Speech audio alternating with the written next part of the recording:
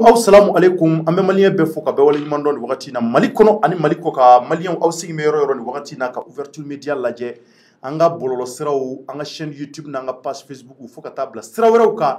an tɛ ɲina an tɛ décourager malien aw foli la ka aw wale ɲuman dɔn su ani tile an bɛ Kayikaw fo k'u wale ɲuman dɔn ka Kulikorokaw fo Sikasokaw Segu Sikɔrɔ ani Balazan do fo ka taa bila Mopti an bɛ Tɔnbɔkutukaw ni Gawokaw ani Kidali ni Menaka Kucalakaw an b'u fo yan k'u wale ɲuman dɔn Jibril Danbele an mana ka cɛdenw fo radio Kotɔna ni wagati in na Thierno décrypte kunnafoni malien ye o daminɛnen aw jamanadenw ye Mali kɔnɔ ani Mali kɔ kan aw fɛn fɛn bɛ k'aw sigi bɛ ka ouverture média lajɛ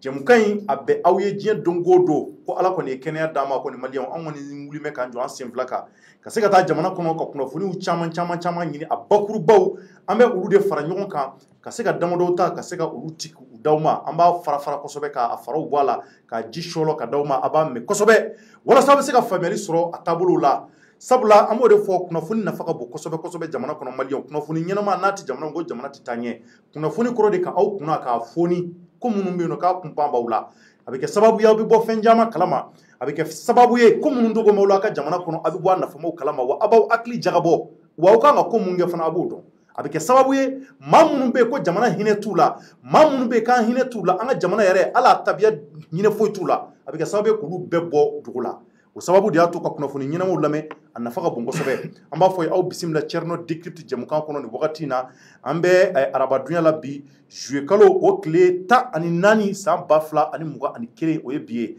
malien aw bisimila Thierno décrypte ka plateau sanfɛ nin wagati in na n bɛ ka sujet belebeleba fila de ta malien an bɛna masala ka kosɛbɛ sujet ninnu nafa yɛrɛ kama n t'a dɔn n bɛna daminɛ yɔrɔ mun na a fila bɛɛ nafa ka bon wa fila bɛɛ a kan ka bɔ a kalama wa fila bɛɛ ye dabaliban ko ye don o don ko kura de bɛ yen mun bɛ jamana kɔnɔ mun bɛ maa dabali ban an b'a fɔlɔ daminɛ mun na o ye un douanier placé sous mandat de dépôt pour viol malien ko bɛ dugu kɔnɔ dɛ mun ye procureur Touré ka yɔrɔ ye malien Touré a tɔgɔ kɔni bɛ maaw da kɔnɔ a bɛ kalo damadɔ bɔ sabula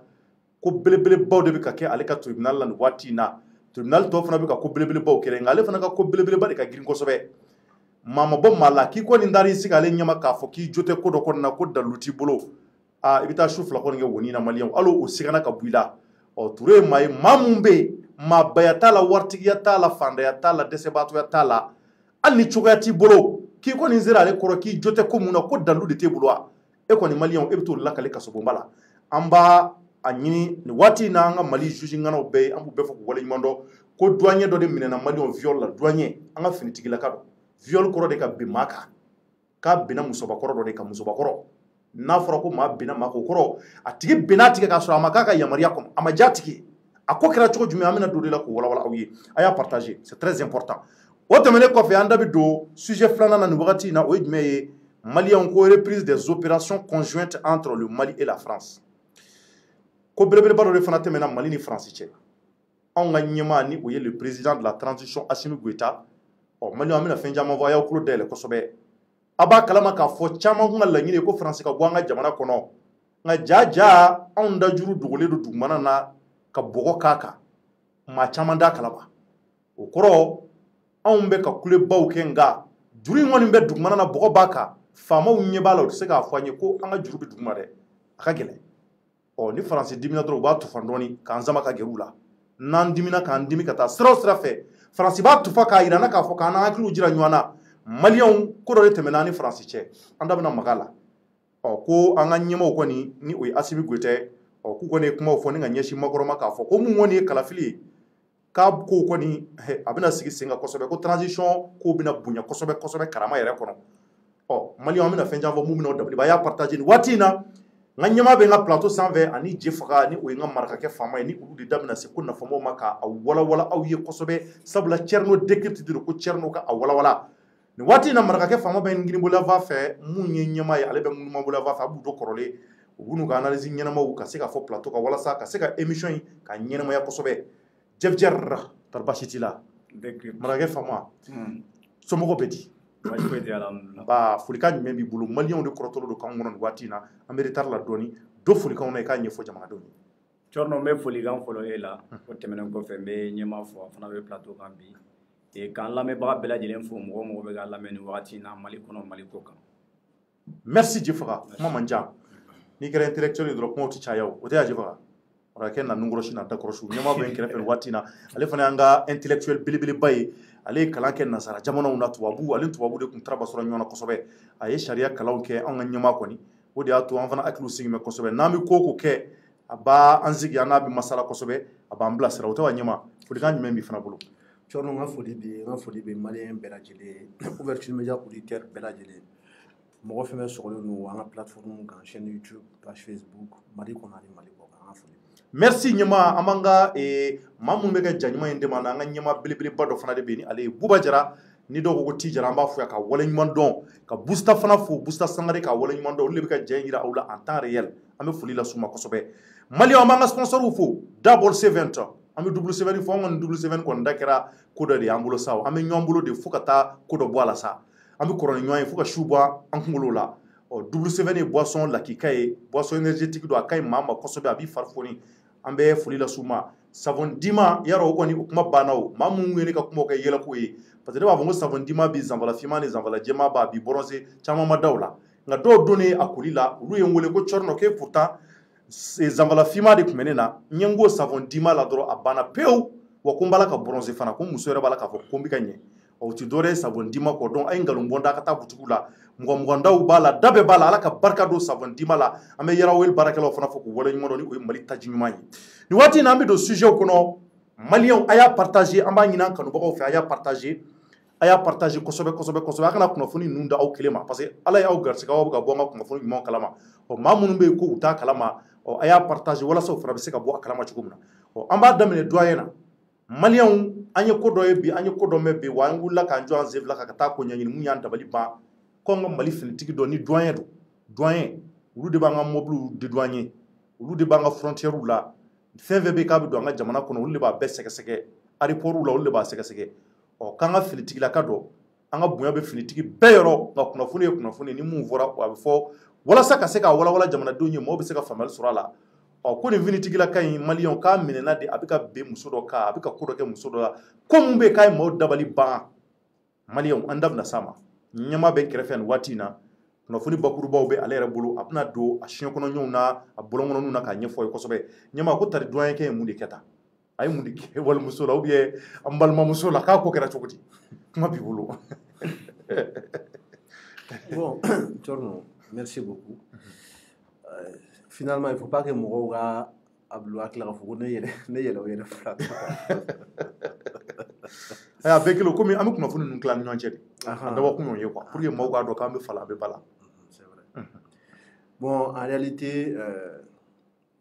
procureur commune 4 procureur a ye douanier dɔ bila sous mandat de dépôt c'est à dire que k'a bila ka taga kasoboma la en attendant a ka procès date ka se douanier nɔ minɛnen tɛ dɔwɛrɛ la ko viol viol dun o fana tɛ dɔwɛrɛ ye ka bin hadamaden kan ka cɛnimusoya walew ta k'a tigi sɛgɛrɛ k'a sɔrɔ a ma jɛn n'a ye a ni dun tɛ a ka fɛla tɛ donc qu'est-ce qui s'est passé k'an balimamuso dɔ bɛ yen nɔ an tɛna a tɔgɔ fɔ ko douanier in tun bɛ a nɔfɛ kanuɲɔgɔnya la ko balimamuso in ka d'a ye kosɛbɛ donc a mɛnna munumunu na a ma se ka ɲɛ sɔrɔ kosɛbɛ mais a kɔni y'i banba u mɛnna ɲɔgɔn kɔ ten munumunu na n t'a dɔn kalo damadɔ de don wa wagati mais a kɔni ye wagati caman k'a nɔfɛ donc o hukumu kɔnɔ a na kɛ sa a ye fɛn caman ta ka di balimamuso ma ka promesses ta ye donc f'a nana kɛ finalement an balimamuso sɔnna k'a reçoit donc k'u ka ɲɔgɔn ye dɔ sen fɛ ko douanier ko a ma ko a mago b'a la k'u ka taa hôtel la hôtel la maaw siyɔrɔ bon hôtel tɛ siyɔrɔ dɔrɔn dumuni bɛ se ka kɛ hôtel la piscine bɛ yen i bɛ se ka t'i ko i bɛ se ka taa restaurant na i bɛ se ka taa i mago caman ɲɛnabɔ hôtel la lafiya yɔrɔ hali librairie ni fɛnw bɛɛ bɛ hôtel la ça ne veut pas dire i bɛ se ka taa boisson fɛnɛ min ça ne veut pas dire forcément maaw siyɔrɔ jama bɛ ka yɛlɛ mun na bamanankan de don hôtel ye lafiya yɔrɔ de bamanankan Cɔrɔnɔ e ko maa lafiya yɔrɔ c'est à dire o ma ni maaw ma lafiya joli bɛ lafiya ye a dɔw b'a fɔ o de kama komi e tɛ se bamanankan la maraka kɛ i la kalan de bon lafiya bɛɛ tɛ i ma ye peut-être n'i ko ko maaw lafiya yɔrɔ surtout n'i ko hôtel ni ye hôtel fo e yɛrɛ b'a dɔn an ka société kɔnɔ n'i ko ko i ye maa invité ka taa n'a ye hôtel la c'est vrai que ɲɛmaa bɔra ka kuma mun fɔ dumuni ko b'a la fɛn b'a la mais mɔgɔw hakili bɛ taa jumɛn na bon o y'a ye maa minnu bɛ sɔn maa minnu mana ayi o y'a ye maa minnu tɛ dɛ parce que an ka société kɔnɔ n'i ko ko maa man ka taa hôtel la dɔrɔn cɔrɔnɔ hali n'a sɔrɔ aw bɛ taga de ka taa dumuni dɔrɔn de kɛ mɔgɔw t'o ye bilen mais le simple fait que ko k'an ka taa hôtel la ou bien n'i ye Karim Masina invité hôtel la mɔgɔw b'a bila mais n'a fɔra ko lafiya hali dumunikɛyɔrɔ ye lafiya yɔrɔ ye ou bien hali piscine tɛ lafiya yɔrɔ ye bon dumunikɛyɔrɔ dumunikɛyɔrɔ a bɛ dumunikɛyɔrɔ la mais dumunikɛyɔrɔ la a b'a to dumuni de la ka fɛn caman fɔ n ko ye lafiya yɔrɔ de ni lafiyalen tɛ i bɛ dumuni kɛ yan restaurant tɛ yan mun na i tɛ taa dumuni kɛ mais restaurant ye lafiya yɔrɔ de ye ayi mais cɔrɔnɔ a fɔra ko hôtel de e ko ko hôtel ko lafiya yɔrɔ donc i b'a hôtel de fɔra mais ɲɛma ko restaurant i t'ale ka farabasiya tigɛ yan a bɛ se ka continuer hôtel ye jumɛn ye bamanankan lafiya yɔrɔ tɛ yan tiɲɛ na ne tɛ hôtel tɔgɔ dɔn bamanankan ne bɛ hôtel dɔn hôtel ne bolo hadamadenw kɔni lafiya yɔrɔ de ye hôtel ye o n'i ma lafiya hôtel la i bɛ lafiya bon cɔrɔnɔ bon maa bɛ se ka lafiya yɔrɔ caman hali an ka du kɔnɔnaw i bɛ se ka lafiya i ka so yen nɔ non mais yiri kɛrɛnkɛrɛnnen don lafiya yɔrɔ kama jumɛn hôtel e mais i ka so dun ne taara i ka so ne tɛ lafiya e tɛ lafiya i ka so ok a faamuyara d'accord donc ko u ka taa hôtel la donc ko n balimamuso tugura kɔ u taara yen u selen yen nɔ u y'u sigi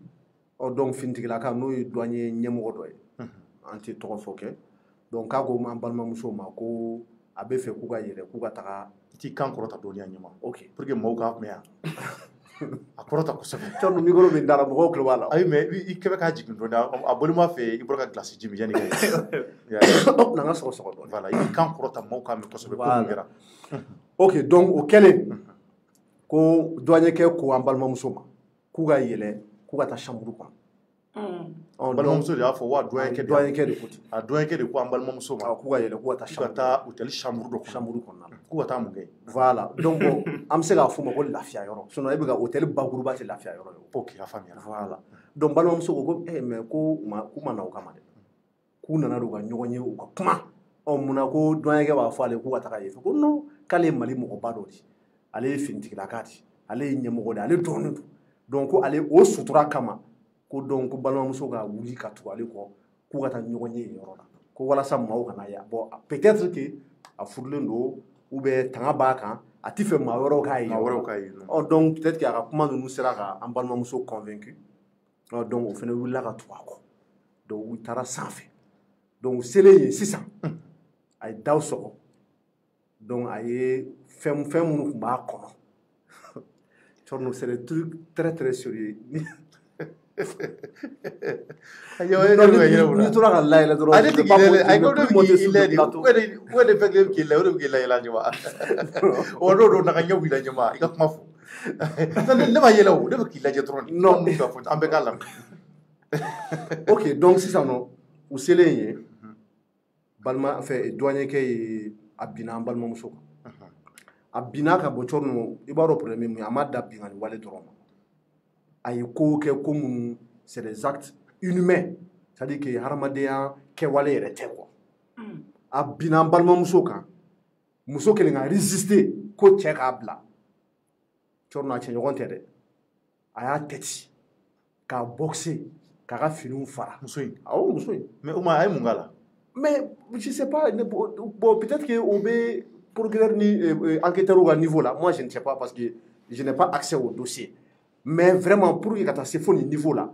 ka mɔgɔ tɛti k'a boxer k'a ka finiw fara ka bin a kan cɔrɔnɔ i b'a sɔrɔ rankinba b'i kɔnɔ ka ɲɛsin a tigi ma dɛ n t'a dɔn entre temps a ye wari min don dennin na ni o de dusukasi tun b'a la ou bien le fait que a mɛnna a nɔfɛ k'a ɲini a m'a sɔrɔ n'o de don tiɲɛ yɛrɛ la o preuve tɛ n bolo nka a ye nin wale jugu in kɔni ta ka waliden sɛgɛrɛ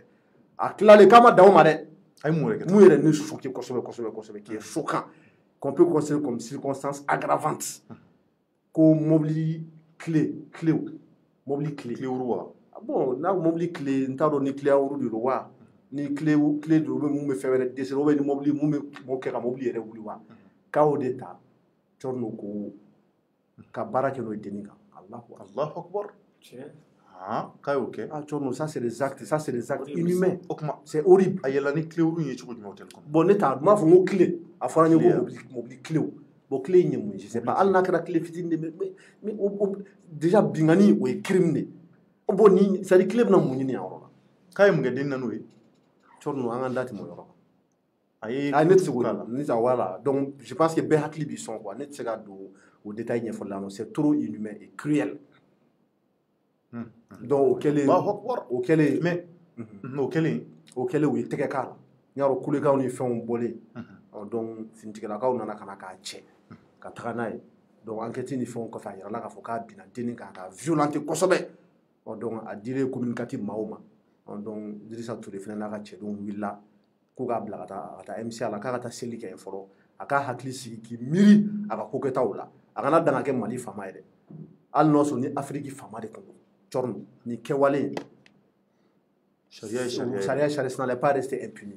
Mais Denis point quand nous voir. Bon, enquête ya ira ka fo ko vraiment élément mun bora konna la. Iboro ni enquête be ke victime be yedina.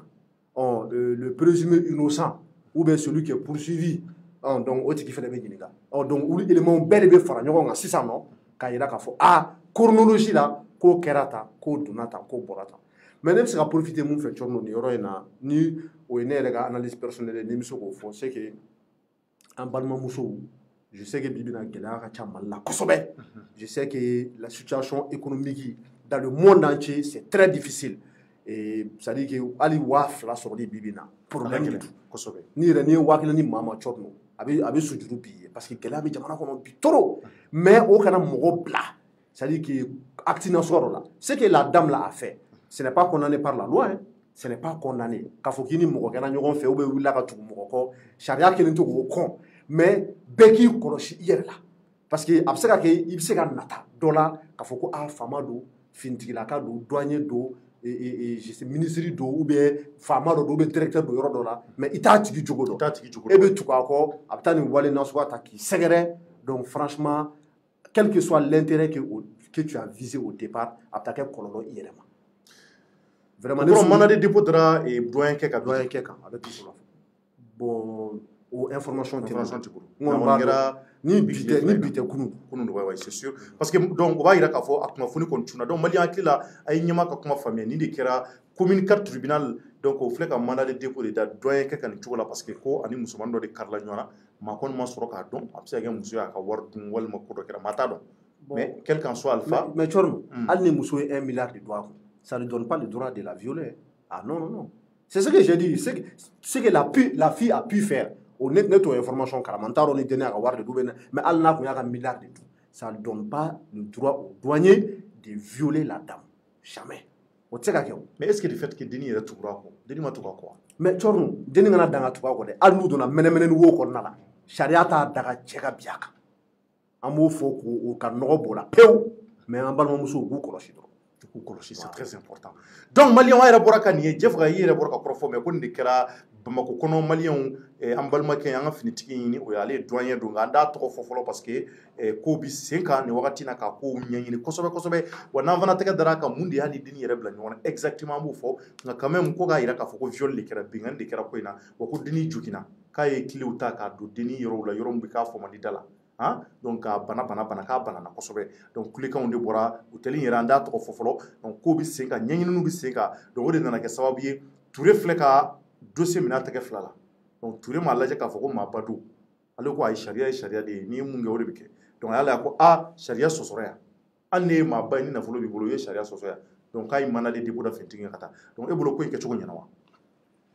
Bon, Giorno et Koketo Yana Obeamania, peut-être mandat de dépôt déjà au Korota Yakafoko, Tché, Munke, Ko, en nominera quoi. Parce que mandat de dépôt, Korode Ambi Bla, il faut l'enquête enquête ou continuer. Faut jugement Gake Watimina. Voilà, Naïra, la jugement Nakafoko, Kumaga Muntaraka, Nyeshima, au Kinobala. Donc, Amsiga Foko, Ayola Tché, Walea. Mais pour le moment, présomption d'innocence, parce qu'à m'a jugé, il faut le sauver. Mais il va faire une dame là, parce que je ne savais pas en réalité mon kera quoi. Mais ni mon kera chorno tient là ni te koyi minganga walia quoi. Na ya soro kuma kan munu fora. C'est-à-dire mandat de dépôt dara kan kuma kan munu kan. Chorno ni nunu kuma kan de ya to mandat de dépôt kera kan ni tient do de. Mo manga ni walia de. Et puis en plus aller en tant que porteur d'uniforme. Ne bolo maman ka charia don ka temu kan de surtout aller ngo voilà donc maman ka charia don ka temu kan chorno et puis aller ba kalama ni na le droit de se rendre justice ne y'a sɔrɔ hali ni denni ye miliyari 100 de don a kun yan'a ka nin waleya la Corno a bɛ se k'a convoquer cogo dɔ la o a bɛ se k'a ɲini cogo dɔ la k'a ka wari sɔrɔ ɲini a bolo mais solution wɛrɛw bɛ sɔrɔ mun tɛ nin ye hali n'a sɔrɔ a ye wari di kun a ma se i k'a fɔ k'i bɛ taga nin ko ninnu waleya la parce que nin na hali ni sisan a ka kɛ ale ka a ka sɔrɔ ale a ye wari don ale kun a ka kɛ c'est à dire denni ye wari don a kun mais le fait que a ye ko minnu ta k'a sɛgɛrɛ ka denni sɛgɛrɛ n'a ye kumakan minnu fɔra k'a y'olu de waleya mais Corno hali n'a y'a sɔrɔ jo b'ale bolo a ka jo ma tiɲɛ ka dan a ye wale mun sabati dɔrɔn a ka jo ma tiɲɛ donc ninnu franchement nin ko in kɔni an bɛ se k'a fɔ ko vraiment juges halisa u bɛ baara la u bɛ ka fɛn caman u bɛ ka wulikajɔ caman sabati fɛn caman na an b'a f'u ye halisa ko vraiment u k'u jija nin fɛ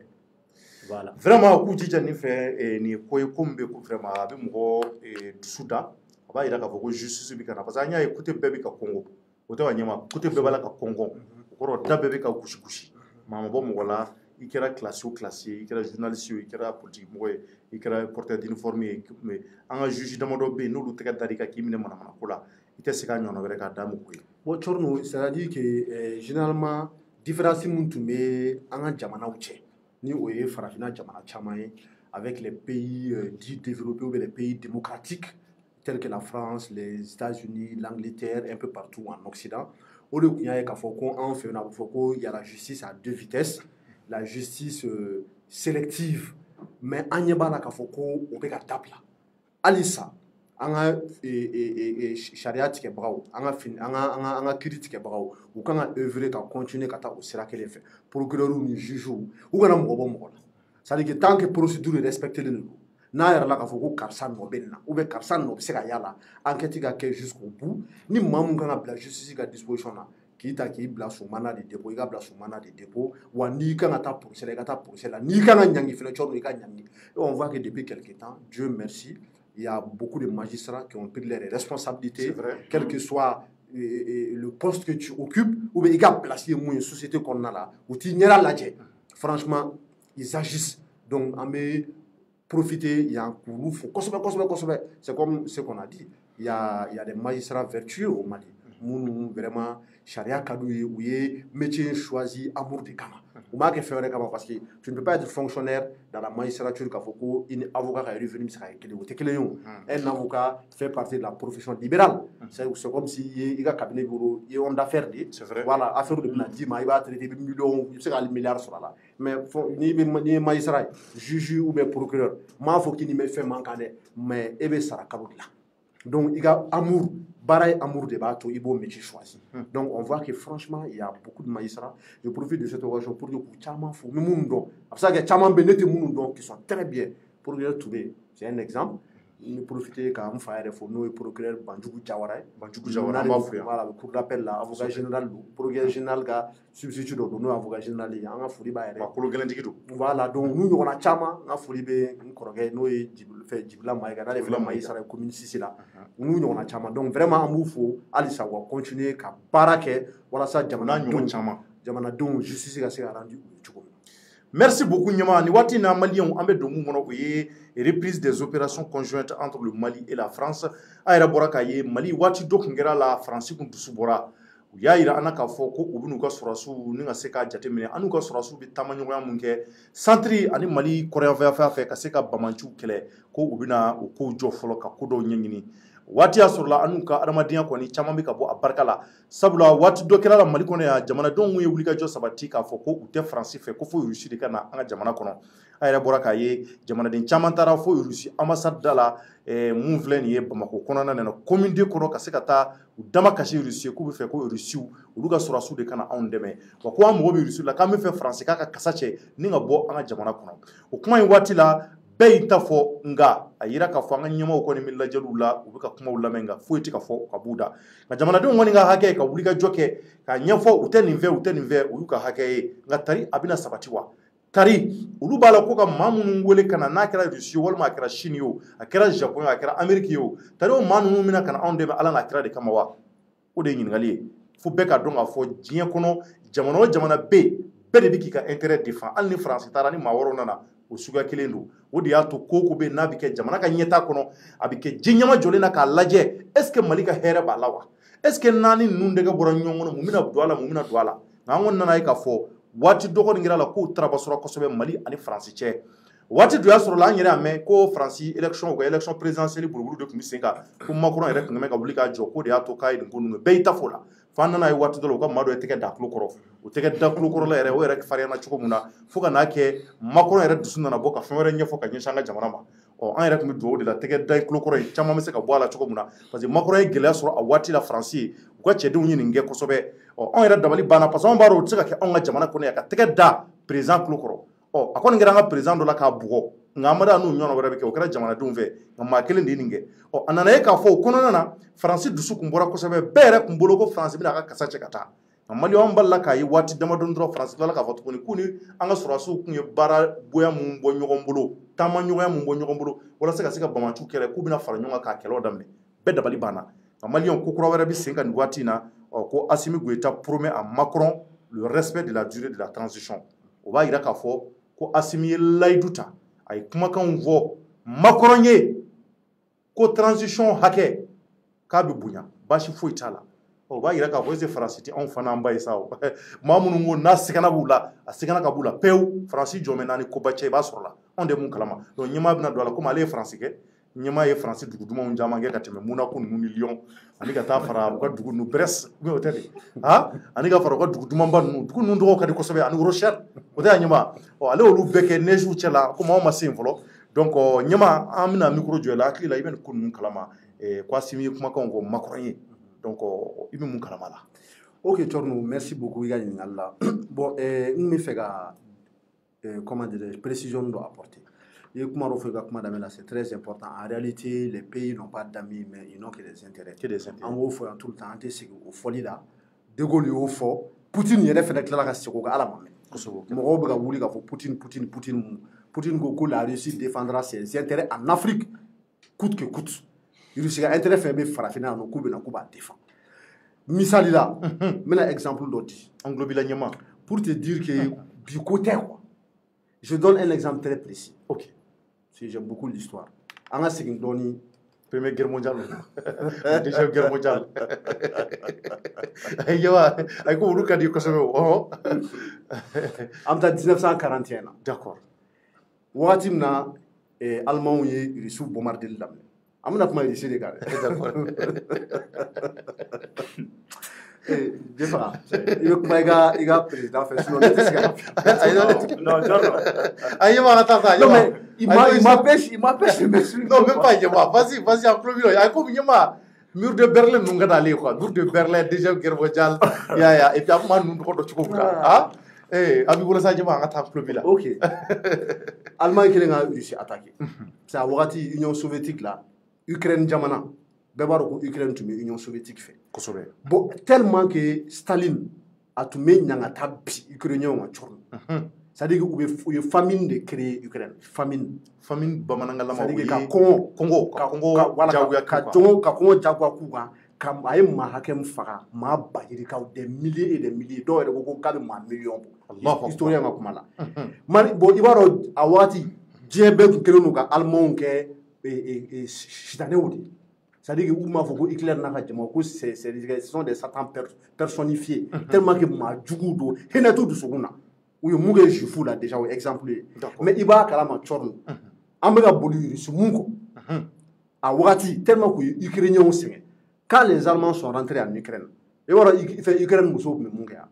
ou me boliga gringa da sur la allemand kali kanani nonoye ani di ka duma ka fokuga libérateur ou fleni et qui mérite à Wati, que Hitler a mouru, que on est ou libérateur. Parce que Wazoro ou il réussit sur sous bombardé pour là c'est que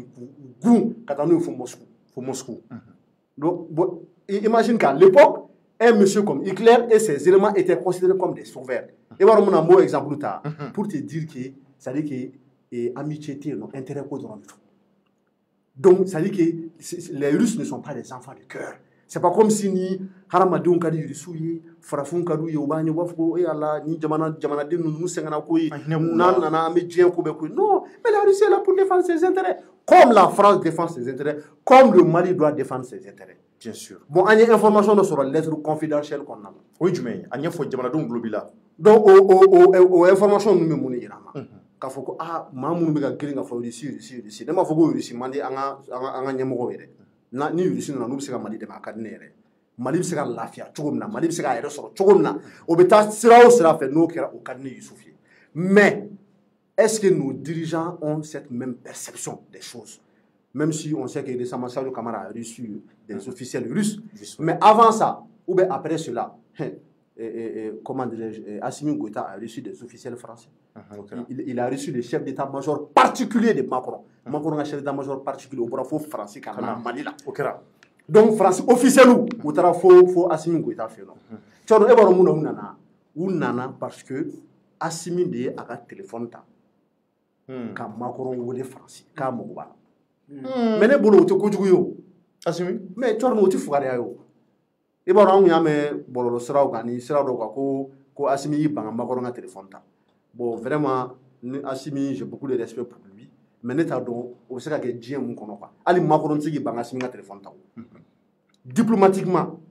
c'est à dire que ni mɔgɔ min bɛ relation internationale maîtriser dɔɔni i tɛ se k'o bila i hakili la o mais parce que téléphone tɛ ci ten yɔrɔ de o n ko rendez-vous de bɛ taa chef d'état ni ɲɔgɔn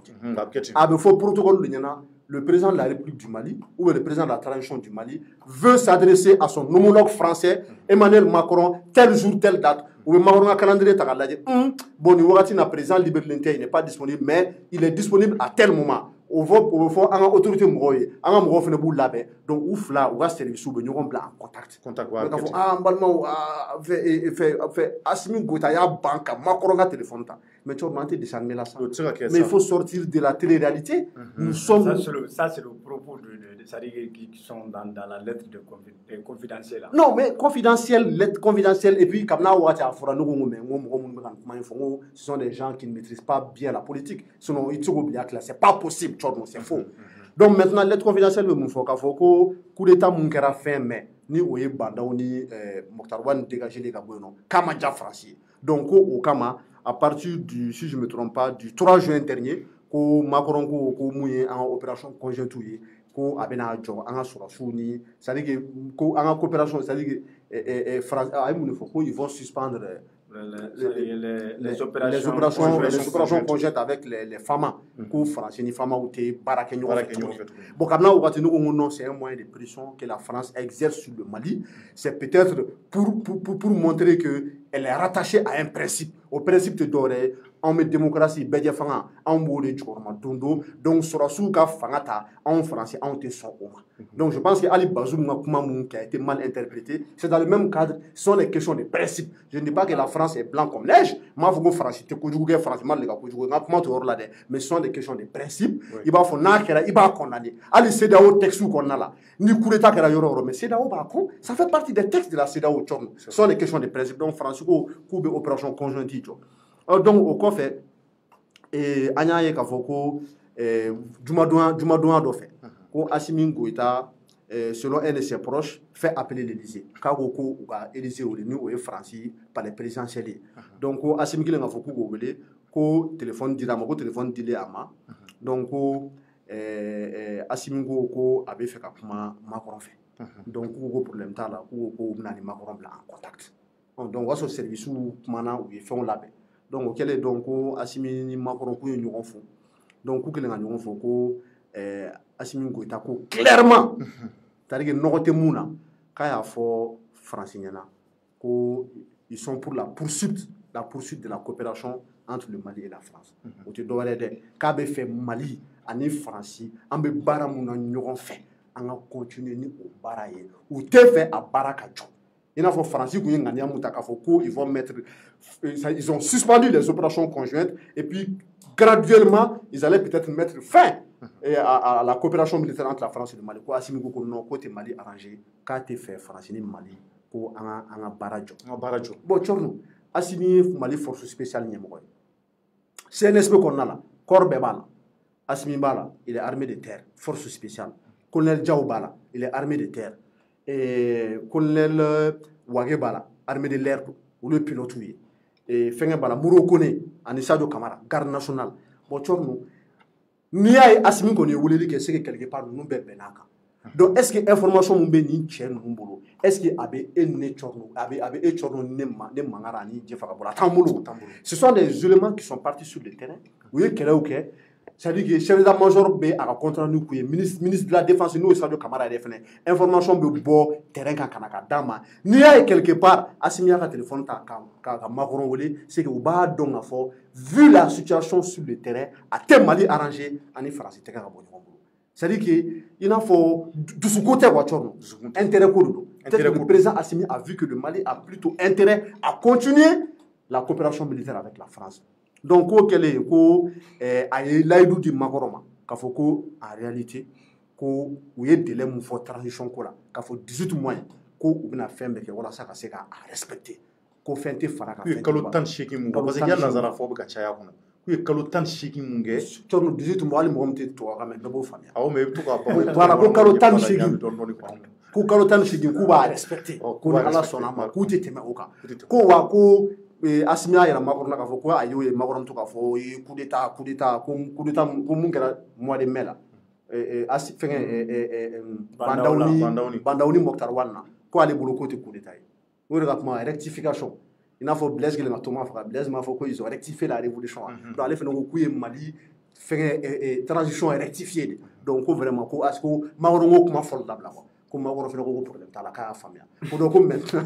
donc bɛɛ y'u sɛbɛn fɔ ɲɔgɔn ye et puis c'est la même génération donc o kɛlen k'a fɛnɛ ko bon ko an ye ɲɔgɔn faamuya sisan nɔ donc ko n'o de don ko n bɛ n ka mɔgɔw ci ma détail minnu bɛ yen nɔ a b'o discuter aw ni ɲɔgɔn cɛ n'u seginna ka na on va reprendre la coopération donc o de hukumu kɔnɔ Macron ye mɔgɔ ci ka na u ni Assimi ye ɲɔgɔn ye dont son chef d'état-major particulier donc o ɲɔgɔn ye o kɔfɛ u tila ka segin ka taa compte rendu kɛ Macron ye donc après la coopération a repris. Voilà ko tiɲɛ yɛrɛ ye nin ne ko ne dan bɛ nin information ninnu et ça semble être logique fugariya tɛ foyi tɛ bɛɛ b'i ka intérêt défend et je félicite Assimi pour s'être assumé a banna les pays n'ont pas d'amis ils n'ont que des intérêts. donc o b'a yira an ni Faransi seginna ɲɔgɔn ma. donc an kun tɛgɛ ma deli ka bɔ ɲɔgɔn bolo an kun dimina ɲɔgɔn kɔrɔ de. Ah, tu te verras. Jefa, mun bɛ bolo ka fara Mangara ta kan. Bon, Cɔrno, je pense que ni min ye ni lettre confidentielle ye n'o ye charge d'annel de ta tɛ kosɛbɛ. Mais lettre confidentielle fo k'an k'o fana fɔ tuguni parce que mɔgɔw bɛ k'an lɛ fo burusi kɔnɔ dugu la minnu tɛ nazarakaw ye lettre confidentielle kɔrɔ sɛbɛn dogolen mun tɛ c'est à dire que mɔgɔ tɛ mun kalama mɔgɔ tɛ sɛbɛn mun kalama. Voilà donc généralement i b'a lettre in ta k'a lajɛ i bɛ taa sɔrɔ kumakanw bɛ bɔ a kɔnɔ kumakan minnu ni mɔgɔw t'a kalama. Très bien. Donc d'où a sensi yɛrɛ a n'a contenu bɛɛ bɛ ɲɔgɔn na quoi. Lettre in yɛrɛ tɔgɔ ani min bɛ sɔrɔ lettre in kɔnɔna la o bɛɛ bɛ ɲɔgɔn parce que kumakan minnu bɛ fɔ a kɔnɔ i bɛ taa sɔrɔ généralement a kumakanw maa t'a mɛn. Mɔgɔ t'a mɛn o ye. Cɔrno ne yɛrɛ kɛlen ka nin lettre in a ye n dabali ban quoi parce que information caman bɔra nin wagati ninnu na nin yɔrɔ la a bɛ hakili jigin n kɔrɔ yɛrɛ la n'o ye le politologue depuis New York Seku Tunkara. Seku Tunkara ye fɛn caman fɔ Seku Tunkara ne ye kuma caman fɔ k'a jira k'a fɔ ko bon n'i y'a ye c'est à dire que Macron seginna ni a yɛrɛ ye et puis à l'époque ils ont même u y'a essayé ka mɔgɔw dɔw dɔgɔya u ka kumaw kɔnɔna la k'a fɔ ko mɔgɔ minnu bɛ ka Faransi défend c'est comme u y'u traité ni hali ni apartheid ye. Moi c'est à dire a wagati u bɔra c'est vrai nous an fɛn fɛn bɛ yan an bɛɛ bɛ yan pour que k'an ka jamana de défend an ka jamana ye mun ye an b'o o de défend wa ne ka kumakan ye fɛn fɛn ye don o don ne b'o de fɔ n ko an ka mɔgɔw n'u bɛ wuli ka jɔ sabati a kɛra Russie o a kɛra Faransi mun yɛrɛ seginna ka na o a ka kɛ ko ye ko mun ni Mali b'a ta sɔrɔ a la jamana mun fana b'an bolo b'a nɔfɛ a fana b'a ta sɔrɔ a la i n'a fɔ ɲɛmɔgɔ y'a fɔ cogo min na jamana bɛɛ b'i ka intérêt de défend sinon nin lettre in kɔnɔna la ne ye kuma bɛɛ b'i ka nafa sɔrɔ sira de défend yanni nin kumakan ninnu ka fɔ an y'a mɛn k'a fɔ ko wulikajɔ de kun sabatira parce que ne y'a dɔn depuis le départ kumakan minnu fɔra don min na yɛrɛ an y'a mɛn k'a fɔ ko Faransi seginna ka na la première question qu'on a eu à poser moi personnellement la première question que je me suis posée o de ye Faransi ko k'olu y'u ka opération c'est-à-dire u ka opération conjointe k'olu y'a suspend ni Mali ye mais Faransi ka tila tuguni ka segin ka na o tuma an ka ɲɛmɔgɔ ye mun de to Faransi ta la. N'i y'a ye i b'o ɲininkali de fɔ. C'est-à-dire que ɲininkali tun b'o yɔrɔ de la mun ye n bila k'o ɲininkali tɛ mun yɛrɛ la parce que n'i y'a ta k'a lajɛ anw degera mun na hali n'a y'a sɔrɔ a man di anw ye hali n'a y'a sɔrɔ o man di jamanadenw ye parce que a man di anw ye mun ye an degera mun na chaque fois an b'a to faransi de t'a la donc ni chaque fois a b'a to mɔgɔ min t'a la n'a fɔra k'a fɔ ko o tigilamɔgɔ ko bon n ye nin bɔ c'est à dire n ye nin baara in waleyali dabila aw ka dugukolo kan ɔ ka tila tuguni k'a fɔ ko n bɛna a waleya tuguni an b'an yɛrɛ ɲininka o tuma n'an ka marabagaw bɛnna mun de kan parce que kɔrɔlen u bɛ bɛn fɛn dɔ de kan non mais u bɛnna fɛn dɔ de kan olu ma bɛn fɛn ouais mais n bɛna ni kuma ye o an ko ko c'est à dire ni ne ko ko par exemple ne ko n ko a wagati n ko mun de la nin kɛra o tuma an ka autorités bɛnkan jumɛn de sabatira u ni ɲɔgɔn cɛ n ko a ka kan j'ai même dit ça sur le plateau n k'a ka kan Asimi ninnu ka bɔ ka ɲɛfɔli kɛ ou bien u ka mɔgɔ dɔw bila hali n'a kɛra gouvernement porte parole ye a ka kumakan fɔ maliyɛnw bɛ se ka mun faamuya à l'époque n y'a kuma fɔ parce que ne b'a dɔn faransi ye jamana mun ye faransi ye jamana mun ye faransi yɛrɛ tɛ nazara jamana bɛɛ lajɛlen de don u tɛ n'i ka dugukolo kan diɲɛ kɔnɔ cɔrɔ nɔ k'u bɛna kɛlɛ k'i ye k'a sɔrɔ i ma laɲini dɔ sabati u ye u ka kegun dɛ u ka kegun et puis Macron ye kumakan dɔ de fɔ a ka déclaration kɔnɔna la mun ye ne yɛrɛ to bila c'est à dire que k'a ye k'a fɔ ko ni y'u seginnen ka na fɛn dɔ de b'a kɔnɔ a ka kumakanw kɔnɔ quoi Macron ka kumakanw kɔnɔna la don mun na a b'a fɔ ko k'olu ye u ka opération k'u y'a suspend wa k'a fɔ ko tuguni ko force Barkhane yɛrɛ k'a bɛna bɔ force Barkhane la mais u bɛna essayer ka internationaliser a don a ye kumakan mun fɔ i b'a dɔn a ko olu tɛ jɛn n'a ye bilen k'a fɔ k'olu bɛ taa jamanaw la ka taa san c'est à dire que o jamanaw kɔnɔ mɔgɔw ye mɔgɔ minnu tɛ o dɔn olu ye quoi a y'o fɔ hakili la donc o kɔrɔ ye mun ye a ko ten c'est une manière de dire que a bila Twitter kan voilà donc c'est une manière de dire que anw nana aw ka jamana kɔnɔna la c'est vrai que fɛn dɔw bɛ dogo la jamanadenw tɛ mun kalama o ye mun ye o ye terrain de mun bɛ ka kɛ terrain kan jamanadenw t'o kalama mais sɔrɔdasiw b'o kalama maa wɛrɛw b'o kalama mais jamanadenw de bɛ ka wulikajɔ sabati k'a fɔ ko anw ka bɔ a ka territoire kan ɔ jamanadenw ka pression jamanadenw ka kumakan sababuya la an bɛ bɔ a ka territoire kan parce que an tɛ kɛlɛ kɛ dugukolo min n'u a jamana c'est à dire que ni an bɛ ka mun waleya n'a tɛ ladɔn an ye ɔ bɛɛ dun b'a kalama k'a fɔ ko n'i ye opération Barkhane n'an ka sɔrɔdasiw ka tagabolo ta k'a lajɛ cɔrɔnɔ fɛn fɛn ye renseignement aérien ye fɛn fɛn tun bɛ renseignement fɛn fɛn tun bɛ di an ka sɔrɔdasiw ma sanfɛlaw fɛ faransi de tun b'a bɛɛ kɛ force Barkhane ɔ n'olu ko olu b'a dabila cɔrɔnɔ o kɔlɔlɔ ye jumɛn ye n'olu ko olu b'a dabila an dun bɛ ka mɔnɔ bɔ irisi min nɔfɛ irisi mana fɔlɔ a kɔlɔlɔ ye jumɛn ye tiɲɛ la fantani mɔnɛ o de y'a to n ko don mun na a seginna ka na maa minnu bɔra ka kumakanw dɔw fɔ k'a jira k'a fɔ ko bon ko Emmanuel Macron ko u ye bandaw bɔli min kɛ ko Emmanuel Macron a ma diya ye c'est vrai a ma diya ye a y'a jira bɛɛ la k'a fɔ ko a man d'a ye o ye principe ko de ye mais an y'a ye Emmanuel Macron kɛlen ko o kɔrɔfɔ minnu fɔ cɔrɔnɔ mɔgɔw bɔra ka fɛn caman fɔ mɔgɔw bɔra ka kumakanw dɔw fɔ k'a jira k'a fɔ ko non ko Emmanuel Macron y'o kɛ ko o kɔfɛ Emmanuel Macron tilara ka nimisa k'a ye wulikajɔ sabati k'a bɛ kuma ɲɔgɔn tɛmɛ ni Asimi cɛ ko parce que Asimi ko k'u ye opération Barkhane mun n'a u y'a suspend ko papier de kɛra la ko papier mana olu ma k'a fɔ k'u b'a suspend mɔgɔw bɔra k'o kumakanw de fɔ an ko n'a y'a sɔrɔ Emmanuel Macron ye Asimi wele ka kow kɛ c'est à dire que a ka force suspendée kɔfɛ ka tila tuguni ka Asimi wele ko Asimi k'i ban u ye mun fɔ dɛ mɔgɔw ye kumakan minnu fɔ n bɛ ka segin olu de kan ko wa tuguni ko tellement que Asimi Emmanuel Macron insistera pour que ani Asimi ka se ka bila en contact ko a ma se ko a y'a sɔrɔ Asimi terikɛ président dɔ bɛ yen ko mun ni Asimi ka di k'o fana ye président ye ɔ Emmanuel Macron o fana bila k'o ka kuma ni Asimi ye walasa téléphone bɛ se ka tɛmɛ u ni ɲɔgɔn cɛ cogo min na u y'o bɛɛ fɔ cɔrɔnɔ u y'o kumakanw bɛɛ fɔ ko Emmanuel Macron ye mɔgɔ de bila ka président dɔw bila k'o kana Asimi deli walasa Asimi ka se k'a ka téléphone ta nin kumakan minnu fɔra ka tila tuguni k'a fɔ ko tellement que ko c'est à dire que ko bunna ko Emmanuel Macron y'a ka émissaires bila ka na Mali kɔnɔ u ni Asimi kumana ko kumaɲɔgɔnya kɔfɛ kumaɲɔgɔnya kɔnɔ ko fɛn caman tɛmɛn'u ni ɲɔgɔn cɛ ko o kɔfɛ ko u tagalen Emmanuel Macron y'a décidé k'a fɔ ko mɔgɔw ka segin donc an ko olu y'a ɲɛfɔ cogo min na si réellement kow tɛmɛna ten de an b'a fɔ ko tare tiɲɛ ni a tɛmɛna ten de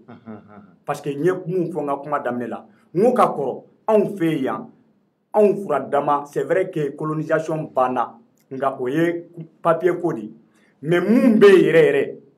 hakilina colonisation ma ban wa kuma bɛɛ tubabuw b'anw dominer parce que olu bɛ n'u ka intérêt ɲini an fana b'an ka intérêt de ɲini mais négociation kɔnɔna la olu de bɛ sanfɛla sɔrɔ don o don n ko ni Zeyna un président de la France qui est Macron ni o ko a ka opération suspend an ka jamana kɔnɔ an ka ɲɛmɔgɔw ma foyi bɔ c'est à dire a kɛra i n'a fɔ ko yɛrɛ ma kɛ an ka ɲɛmɔgɔw ma réaction foyi kɛ o Macron in ka tila ka nimisa a ka ko waleyali la ka tila ka segin ka na ko tuguni ka tila ka na Assimi deli an ko n'a sɔrɔ n'o kɛra n ko tare n ko an ye Thomas Sankara kura sɔrɔ wa anw b'an disi gosi nin ye parce que anw ka laɲini ye nin de ye mais Tchorno n tora duti kɔnɔna la parce que je savais que u tɛ se ka c'est à dire a tɛ se ka Faransi tɛ se ka segin ka n'a ten quoi Faransi tɛ segin ka n'a ten k'a fɔ ko olu ye u ka fɛn suspend ka tila tuguni k'u bɛ segin ka n'a ten d'autant plus que fɛn dɔw bɛ yen mɔgɔw bɛ ka ɲinɛ mun kɔ o ye jumɛn ye o ye mun ye maliyɛnw bɛ k'a fɔ ko Faransi ka taa ko Russie ka na Tchorno quand même la France aussi c'est vrai que bon ne tɛ Faransi contre la mais je suis contre c'est-à-dire la politique française mais je ne suis pas contre la France n tɛ Faransi yɛrɛ contre la dɛ mais u ka politique kɛcogo ne b'o de contre la Tchorno bɛɛ b'a kalama k'a fɔ ko entre la Russie et la France la concurrence de b'u ni ɲɔgɔn cɛ o concurrence bɛ ni Russie tu penses que tu penses que la France va accepter d'être ridiculisée k'a fɔ ko bon ko le fait que bamanankan e bolo ko Faransi bɛna sɔn k'u yɛrɛ lamaloya olu kelen k'a fɔ ko u bɛ taga k'a fɔ k'u bɛ segin ka na n'u yɛrɛ ye tuguni k'a sɔrɔ an ka mɔgɔw minnu n'u ko k'u bɛ taa olu ma wele bulu ma donc c'est à dire nin fɛn ninnu bɛɛ bɛ en tout cas nin information fɔlɔ minnu dira Tchorno ne yɛrɛ ye information ninnu lamɛn ne yɛrɛ ye sigi ka miiri n ko ni Assimi sera ka nin kɛ n'a y'a sɔrɔ Assimi kɔni ye nin kɛ an b'a fɔ ko tare ko c'est à dire que changement kuraw bɛ ka na mais à ma grande surprise an ɲɛ b'a la lettre confidentielle kɔnɔna la mun bɔra bɛɛ y'a mɛn donc ni dun ye lettre confidentielle kɔnɔna ta k'a lajɛ parce que n b'a dɔn Macron ye mɔgɔ min ye Macron ninnu olu kalikan de don transition a ka respecter CEDEAO mɔgɔw u kalikan de don transition 18 mois min fɔra a ka respecter d'ailleurs n'i ye lettre confidentielle kɔnɔna ta k'a lajɛ kumakanw bɛ daminɛ ni mun ye Assimi yɛrɛ ka kumakanw bɛ daminɛ ni mun ye o ye mun ye a ko de ko transition délai ko n b'a respecter k'a b'a bonya donc transition délai n b'a respecter mun na o kɛkun ye mun ye c'est pour rassurer Macron parce que Macron déjà u ye renversement mun kɛ Bandaw ni Mokhtar Wani bɔli min kɛra ye donc Macron ninnu bolo nin transition in c'est à dire que nin bɛ sɔn ka kɛ a daminɛ de ye a laban ta ye donc pour que ka pression kɛ anw kan walasa an kana se ka fɛn kɛ o pression in kɔnɔna la Assimi b'a dɔn k'a fɔ ko ni ale y'a ɲɛsin Macron ma ni kumakan mun ye n'o de ye ko n bɛ transition délai respecter ani kumaɲɔgɔnya bɛ se ka tɛmɛ u ni ɲɔgɔn cɛ u bɛ se ka ɲɔgɔn faamuya donc nin lettre confidentielle mun bɔra a kɔnɔ Tchorno ne bɛ se k'a fɔ n ko o ni sahaba ka surun ka tɛmɛ an ye kumakan minnu mɛn et puis en plus c'est-à-dire Assimi ye kumakan minnu bɛ lettre confidentielle kɔnɔ ni n'a a kumakanw bɔra n'a fɔra ko a kumakanw bɔra Assimi de fɛ mais Tchorno ne bolo n'a y'a sɔrɔ Assimi ka wulikajɔ kɛra o cogoya de la a y'a ɲa parce que anw bɛ degun de kɔnɔ Tchorno an bɛ degun de kɔnɔ an bɛ degun de kɔnɔ wa degun in an b'a ɲini de an ka se ka bɔ an ka degun kɔnɔna la maintenant u k'u jija comme G5 Sahel fɛn mun kɛra an ɲɛ b'a la a fɔra ko ka relecture kɛ ko ka fɛnw relecture kɛ accord de défense ko ka relecture kɛ donc c'est aussi une occasion Faransi seginnen kɔfɛ ka na u bɛ se ka accord de défense ka relecture kɛ parce que accord de défense in fo bi ne yɛrɛ ma sɔn a ma parce que fɛn dɔw b'a kɔnɔna la minnu man ɲi a dɔw ye mun ye hali ni Faransi sɔrɔdasiw dɔw bɛ Barkhane kɔnɔ ni hali n'u ye maa dɔw faga a Tchorno u dɔw tɛ minɛ donc voilà donc n bɛ se ka fɔ n dalen don fɛn na nin fɛn na ka tɛmɛ n ye information fɔlɔ min d'accord ala k'an kisi ninnu dɔrɔn ma ɲɛma n bɛ kuma laban de ma nin maintenant e bolo an bɛna to Faransi bolo nin cogo la parce que vraiment dɔ kɛra jajiri fasa la Faransi dɛ Russie dɛ kiriti karata dɛ Mali yɛrɛ kɔnɔ anw bɛ kulen ni jamana wɛrɛw de nka an tɛ kulen n'an yɛrɛ i b'a fɔ an yɛrɛ bannen don an yɛrɛ de wa walima an yɛrɛ jigi t'an yɛrɛ kan wa walima mun de kɛ mɛ an t'a si dɔn donc anw kɔni bɛ dugawu de kɛ ala k'an kisi ninnu bɛɛ tɔɔrɔ ma ala k'an kisi Faransi ninnu tɔɔrɔ Faransi ninnu tɛ jamana ɲɛnama ye o bɛɛ b'o dɔn u fɔrilen don ka tɛmɛ diɲɛ fɛn bɛɛ kan u kunkolo ka ɲi o tɛ foyi kɛ ten ala n'a kira kama ko a kɛ ala kama i ka ɲɛmɛ o t'o kɛ bɛɛ b'o dɔn donc anw kɔni bɛ ninnu bolo ten dɔ sago sago la ni dɔ y'an fili yan dɔ b'an fili tan an bɛ ten kuma donc an bɛna to nin cogoya in na Mali kan ka mun de kɛ sisan pour que an kana to jɔnya la ni mɔgɔ ninnu bolo Tchorno n bɛna ɲininkali dɔ tɛnku i la Faransi minɛnen alimanw fɛ jɔn de taara ka taa Faransi dɛmɛ k'u bɔ bolo la Afrique tɛ de awɔ Maliens bala, Sénégalais, Congolais, Algériens bala, Béninois bala, Marocains bala, Anchama, les tirailleurs africains. John wɛrɛ dɛmɛ Américains tɛ Américains ma t'u dɛmɛ yan o kɔfɛ Anglais m'u dɛmɛ yan donc il y a quelle honte à avoir à faire une coopération militaire c'est à dire que maloya jumɛn b'a la jamana wɛrɛ ka n'i dɛmɛ ni i bɛ kɔlɔlɔ kɔnɔna la o maloya bɔra maloya b'a la voilà donc pour te dire que o tɛ mɔgɔw ka i kana na dusu bila hakili ɲɛ c'est clair k'a fɔ ko tout le temps non on veut pas la France à bas la France non. Même des ennemis jurés, mɔgɔ minnu tɛ ɲɔgɔn fɛ yɛrɛ n'u kɛra n'u ka ɲɔgɔn juguya minɛ olu bɛ se ka fara ɲɔgɔn kan n'u ka intérêt bɛ yɔrɔ kelen. C'est clair. O tɛ tiɲɛ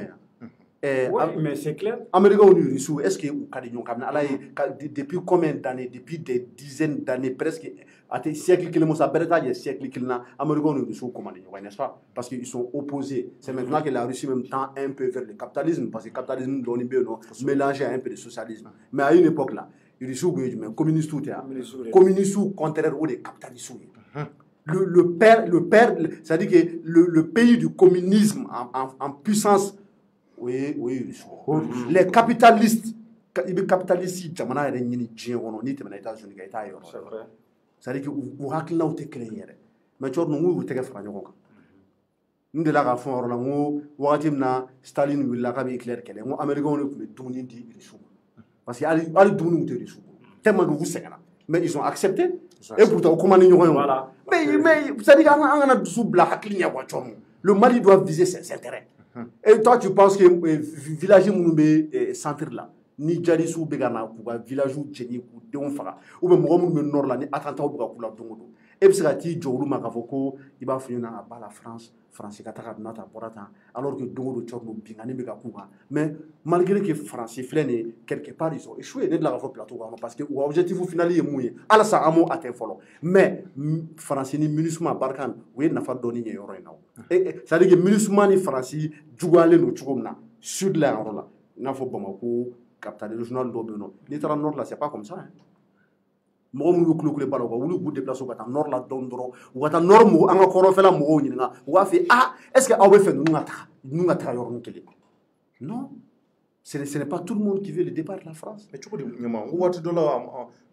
dugu dɔw de la ka wuli ko France ni MINUSMA ka taa ka k'u da est-ce que ala ma k'ale Sévaré non ça c'était à Gao non cɔrɔ an ka ɲɔgɔn faamuya sa événement dɔ de kɛra Gao parce que mɔgɔw dalajɛ yɔrɔ dɔ la a fɔra ko kisɛ cira manifestants na kisɛ cilen manifestants na u ye MINUSMA accusé ko MINUSMA mɔgɔ de kisɛ jɔ ko MINUSMA ka taa ka bɔ Mali la la MINUSMA c'est pas la France la MINUSMA c'est les Nations Unies on est d'accord c'est les Nations Unies olu nana ONU de ka cadre kɔnɔna la bon bref c'est juste pour dire que on doit ramener la France pour que France ka se ka i kɔnɔnajɛya Mali autorités ye u kana dugudogonin kan na n'an ka intérêt bɛ ɲɔgɔn bolo cɔrɔ an bɛɛ ka jɛ k'an tɛgɛ di ɲɔgɔn ma an ka djihadistes kɛlɛ banmanci minnu kɛlen ka gɛlɛya ta k'a lase Mali ma depuis près de 10 ans an ka fanga fara ɲɔgɔn kan cɔrɔ ka se ka taga ni ressources bɛ Mali la pétrole bɛ yan gaz bɛ yan uranium bɛ yan nɔ sanu bɛ yan yɔrɔ la an ka fara ɲɔgɔn kan cɔrɔ an ka bɔ n'an y'a bɔ an b'a tila Mali b'a ta sɔrɔ France b'a ta sɔrɔ mais pourquoi vouloir coûte que coûte le départ de la France ni France tagara ni Russie nana la Russie va vouloir la même chose Russie tɛna guerre kɛ fu Russie tɛna guerre kɛ fu ne filɛ nin k'a fɔ ko les Russes c'est pas des enfants de quelle Russie crime min kɛ diɲɛ kɔnɔ dan b'a la c'est pas comme si la France vaut mieux que la Russie mais c'est pas comme si la Russie aussi vaut mieux que la France bɛɛ n'i ka intérêt de don et la Russie bɛ Centrafrique yen nɔ u ka milice privé bɛ yɔrɔ la mais n bɛ ka jama de bɔ u bɛ ka jama bɔ yɔrɔ caman u ka jama fɛn bɛɛ moi même j'ai regardé un reportage là-dessus u ka jama bɔ yɔrɔ dɔ de bɛ yen dɛ olu maaw bɛ wa muso caman de bɛ yen minnu bɛ k'u plaigner k'a fɔ k'u bɛ k'u bin k'a fɔ ko soldat russe bɛ ka bin u kan yen nɔ Centrafrique n m'a fɔ k'a bɛɛ ye tiɲɛ ye mais o témoignage bɛ yen nɔ fo wagati la wɛrɛ Centrafrique responsable dɔ bɔra k'a fɔ ko oui ko hali n'a fɔra ko ale k'a muso de ta ka di Russe ma k'ale b'a dun tout ça c'est pour répondre aux femmes qui se plaignent k'a fɔ ko Russe bɛ ka bin u kan donc il faut arrêter cɔrɔ il y a pas de sentimentalisme bɛɛ k'i ka intérêt défend k'a fɔ ko ne bɛna jigin Assimi na ko Assimi ye Macron wele non mɔgɔ si man ka jigin a la parce que Assimi bɛ information minnu bɛ Assimi bolo o tɛ ne bolo o tɛ cɔrɔ bolo o tɛ Jefaga bolo mɔgɔ minnu bɛ kulekule la o t'olu bolo peut-être que Assimi b'a dɔn ko Mali ka intérêt de ye an ka continuer ni France pour le moment et puis cɔrɔ o ka bɔ yen nɔ toi tu penses que Macron bɛna a ka soldats ta ka bɔ Mali la après près de 10 ans élection sera France Macron bɛ fɛ ale ka réélu dans peu de temps bamanan ko kuma ko tagabaga ko te bon ɲuman kɛ donc toi tu penses que français bɛna wuli dɔrɔn k'a yɛrɛ ta ka taga k'u ti foyi kɛ Mali la cɔrɔ français mun kɛ Mali la a bɛ san 10 bɔ Mali information bɛ français bɔ ala t'an ka autorité yɛrɛ an ka cartographie an ka information cɔrɔ Mali géographie fɛn o fɛn bɛ Mali kɔnɔ la cɔrɔ c'est-à-dire que français b'a bɛɛ kalama ala k'an kisi nous wulila ka taa u yɛrɛ ma Macron ka élection bɛ dans quelques mois mais cɔrɔ ils vont foutre le bordel ils vont foutre la merde nous s'ils foutent la merde nous tagara dɔrɔn ni élection c'est d'abord Macron bɛ mun fɔ je vous l'avais dit aw de wulila k'a fɔ fan bɛɛ k'a fɔ ko Mali ko France ka dégager ka bɔ Mali la donc France taara ka bɔ Mali la maintenant a y'aw kɔfilɛ a y'a lajɛ il y a le chaos au Mali ko bɛ ɲagaminen don attaque bɛ ka kɛ fan bɛɛ Mali yɔrɔ caman occupé tuguni tasuma bɛ ka don yɔrɔ bɛɛ u bɛ fɛnw ɲagami cɔrɔ ils sont capables de le faire hein ni français kan ka fɔ k'a bɛ wuli ka taga bilahi ils sont capables m'a fɔ k'u y'a kɛ ou bien k'u tɛna kɛ dɛ de semer le chaos ka yɔrɔ bɛɛ don ɲɔgɔn na k'a bɛɛ ɲagami Macron m'a fɔ ko bon ni de kama n tɛ fɛ an ka taga bon an taara sama donc an b'a kɛ cogo di donc électeurs bɛ wuli u bɛ tɛgɛrɛ fɔ Macron Macron bravo vraiment tu l'avais dit cɔrɔ cɛ tubabu tɛ ko k'a kunfɛ sa u tɛ ko kunfɛ donc halisa an kana dusu bila hakili vraiment c'est une bonne vraiment kuma ɲuman ɲɛma min fɔ k'i i ka foli ka laban n ka foli bɛ lamɛnnikɛ jama bɛɛ lajɛlen d'accord i yɛrɛ ka foli ka laban Jeff Faga ka bɛɛ lajɛlen fɔ mɔgɔ o mɔgɔ bɛ k'a lamɛn ani fɛn fɛn bɛ tila k'a lamɛn merci beaucoup Jeff Dier donc maliyɛnw a yɛrɛ bɔra ka kuma lamɛn ni kɔni an b'a fɔ Assimi Goïta ye vraiment a ye nin choix mun kɛ a ye nin ko mun kɛ peut-être i b'a sɔrɔ a y'a kɛ ka da Mali ka hɛrɛ dɔ kama nka an ka laɲini Ala ka hɛrɛw t'an ɲɛ parce que ko caman dɛmɛna Mali la an y'a ye a si ma abouti a si ma siraw sɔrɔ nka a ka d'anw ye an bɛ tile kura mun na lafiya ka sɔrɔ camancɛ fanga o de ye jamanaden bɛɛ haminako ye dɔ kɛra mankanbaci la dugu kɔnɔ dɔ kɛra don o don ka taa boulevard de l'indépendance la dɔ kɛra manamanakaw na an mago bɛ kɛwalew la an k'a ye anw mago bɛ o de la donc nin décision min taara je pense que Assimi Goïta a y'a ta ɲɛnama kama a y'a ta fɛn ɲɛnama kama wa a y'a ta Mali ka hɛrɛ kama wa an b'a fɔ Ala ka kɛ Mali ka hɛrɛ ye an b'aw fo ka waleɲuman dɔn a balimakɛ ani aw denkɛ kun bɛ Thierno Ndiaye ouverture média la Mamadou Djifaga ale tun bɛ n kɛrɛfɛ Youssou Mangara ale fana tun bɛ n kɛrɛfɛ ka hakililaw fɔ ɲɔgɔn fɛ an b'aw fo ka waleɲuman dɔn k'a fɔ hali bi an ka jamana Ala ka k'an sago ye Ala ka Mali taɲɛ Ala k'an bɛn kelen ma ka taa Kayi fo Kidal merci à toutes et à tous an b'a fɔ Ala k'an bɔ su la au revoir.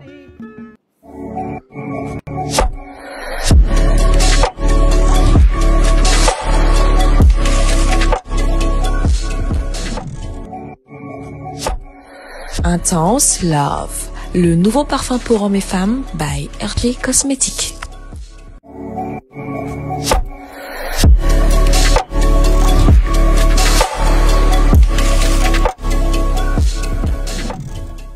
Pure Séduction, le nouveau parfum pour femmes.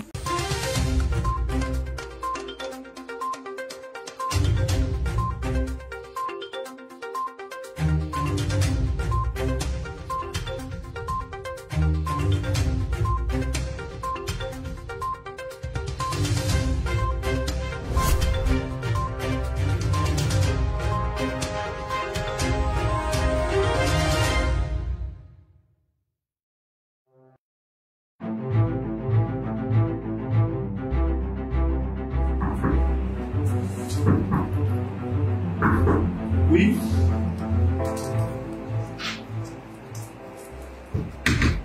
Bonjour, Charles. Bonjour, comment est-ce. Monsieur Koulibaly. Ok, voilà.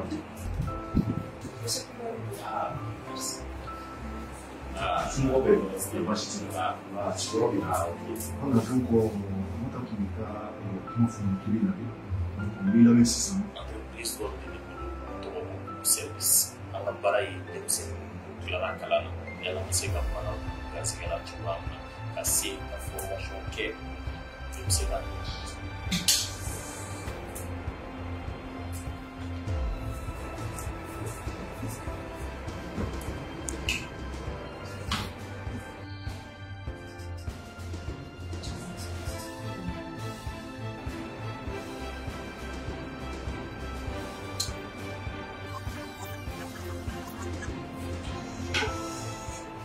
kunnafoni yɛrɛ a ye kun fɔ n ka san fo k'ale yɛrɛ jɔrɔ n banna k'i kɛra kɛnɛya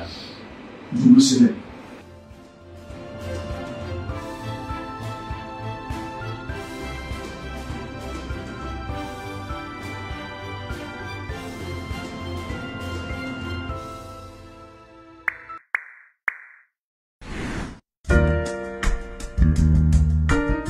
bana pew pew awo aw ka disukasi tajiko la bolimafɛn ko ta fan o fan o kɔni wa o bana pew pew yarawali nana ka maliyɛn bɛɛ lajɛlen lafiya esansi ɲuman gazuwali ɲuman tulu ni bolimafɛn minɛn ɲuman bɛɛ lajɛlen sɔrɔ yɔrɔ yarawali de don yarawali la aw ka bolimafɛnw be ko k'a jɛ k'a lahalaya bɛ jate minɛ k'a di masawura la i da ɲɔgɔn fila ye o kɔfɛ a ma se k'i yɛrɛ sɛgɛn yarawali la i be se k'i ka fɛnmisɛni santaw bɛɛ lajɛlen sɔrɔ wa sɔngɔ damatɛmɛ diya yarawali k'i dɛmɛ i ka taamaw la k'i nisɔndiya ka segi so.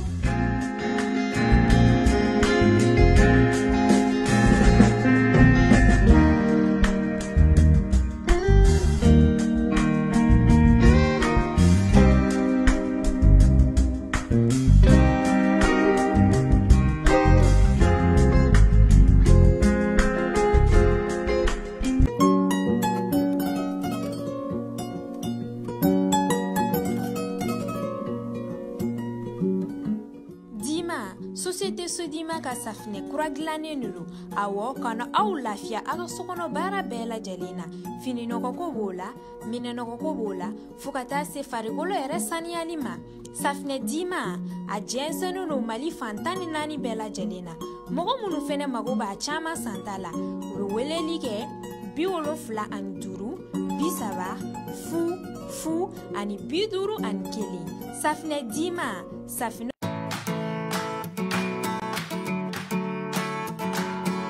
Gardez un œil sur vos biens et vos locaux en profitant de la nouvelle offre vidéoconsulte qui vous assure une sécurité optimale en tout temps. Pendant votre déjeuner,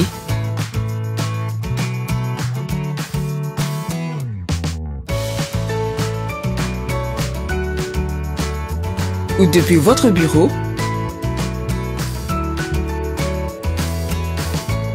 ou alors à partir de votre voiture. Seulement 20 000 francs CFA par mois. Vidéoconsulte, sponsor officiel de votre sécurité.